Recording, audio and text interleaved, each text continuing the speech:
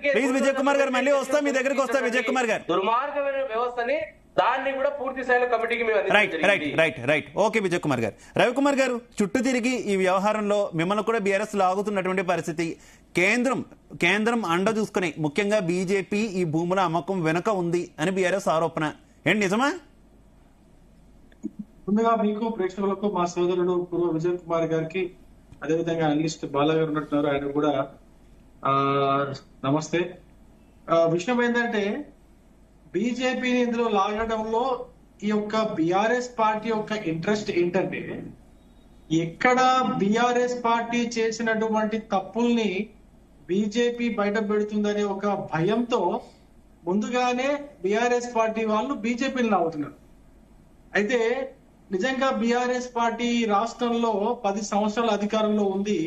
అంతకుముందు ఉద్యమం చేసింది, నీళ్లు నిధులు నియామకాలు అన్నది మా భూములు మాకే అని చెప్పేసి ఉద్యమం చేసి ఆ భూముల్ని రక్షించడంలో ఫెయిల్ అయిపోయిందన్న నిజం మా సోదరుడు తెలుసుకోవాలి.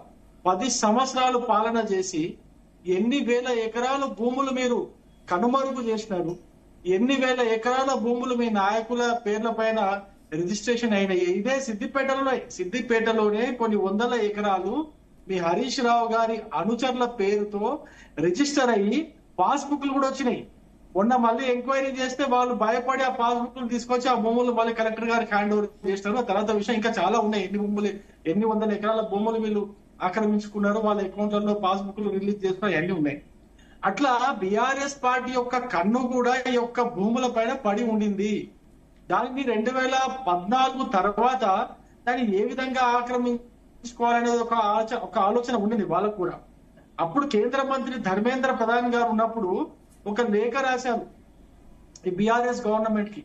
ఈ 2185 ఎకరాలు అయితే మిగిలి ఉన్నదో ఈ 2185 ఎకరాలని మీరు ఒక కంచె వేయడమో లేకపోతే కాంపౌండ్ వాల్ కట్టి దీన్ని రక్షించండి, అట్ ది సేమ్ టైం దాన్ని ఎలినేషన్ చేయండి, ఈ యొక్క సెంట్రల్ యూనివర్సిటీకి పూర్తిగా ఎలినేషన్ చేయండి అని చెప్పేసి ధర్మేంద్ర ప్రధాన్ గారు లేఖ రాసినప్పటికీ కూడా పట్టించుకోకుండా దాన్ని అదే విధంగా దాన్ని ఎక్కడ నుంచి మనం దాన్ని అది చేసుకుంటే బాగుంటుందని చెప్పేసి ఆలోచన చేసి ముందుగా ఏం చేశారంటే టీఎన్జిఓస్ కి కొంచెం భూమిని వాళ్ళ కాలనీ కోసం టీఎన్జిఓస్ కాలనీ కోసము కొంచెం భూమిని కేటాయించినారు. ఆ విధంగా ఆ భూముల్లోకి ఎంటర్ అయినారు. ఆ భూముల్లోకి ఎంటర్ అయి మెల్లమెల్లగా చొచ్చుకొని పోయి అక్కడ కొంచెం భూమిని ఆక్రమించుకుందాము, ఆ భూమిని అమ్ముకుందామో లేకపోతే తెలిసిన నాయకులు ఇచ్చుకుందామో అని ఒక ప్లాన్ ఉండింది. ఆ ప్లాన్ వర్కౌట్ కాకపోవడంతో ఇప్పుడు మళ్ళీ ఏం చేస్తున్నారు, ఇప్పుడు బీజేపీని లాగాలని చూస్తున్నారు. కేసీఆర్ వేసిన ప్లాన్ వర్కౌట్ కాకపోయేసరికి రేవంత్ రెడ్డి గారు ఏం చేస్తున్నారు, సరే కేసీఆర్ మరి ఇన్ని వేల వందల ఎకరాల భూములను ఆక్రమించుకున్నాడు, కొన్ని వందల ఎకరాల భూమిని అమ్ముకొని ఆ పైసలతో ప్రభుత్వాన్ని నడిపించినాడు, ఆయన చేస్తే తప్పు కానప్పుడు నేను చేస్తే తప్పట్లేదు అని చెప్పేసి ఈయన కూడా కేసీఆర్ బాటలో బీఆర్ఎస్ బాటలో నడుస్తూ తెలంగాణలో మిగిలినటువంటి భూముల్ని ముఖ్యంగా హైదరాబాద్ చుట్టుపక్కల విలువైన భూముల్ని అమ్ముకునే ప్లాన్ లో భాగంగా హెచ్యూలో పడ్డాడు. హెచ్యూలో పడ్డప్పుడు ఏం చేసిండు, 4th మార్చ్ ఈ నెల పోయిన నెల 4వ తారీఖున ఒక ప్రకటన ఇచ్చింది ప్రభుత్వం. ఏమనంటే హెచ్యూలో ఉన్నటువంటి 400 ఎకరాల భూమిని వేలంపాట వేయడానికి, వేలంపాట అంటే అమ్మకమే కదా, వేలంపాట అంటే అమ్మకం కోసము నోటిఫికేషన్ జారీ చేసిండు. ఎవరు కావాలి, కన్సల్టెంట్స్ కావాలని చెప్పేసి నోటిఫికేషన్ జారీ చేసిండు. ఇది మొత్తానికి విషయం.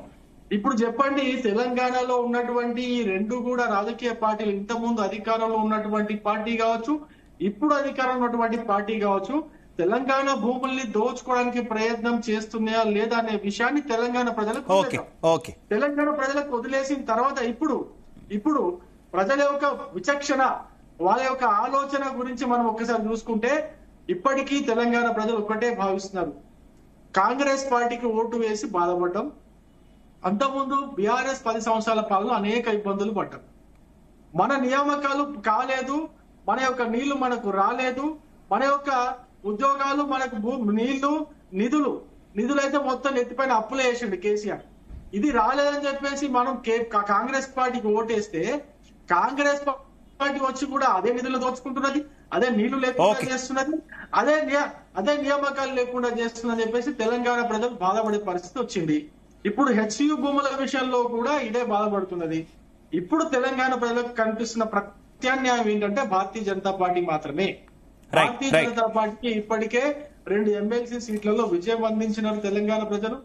మాకు బాధ్యత పెంచినారు, భారతీయ జనతా పార్టీకి బాధ్యత పెంచినారు. మేము బాధ్యతగా వ్యవహరించాల్సినటువంటి సమయము.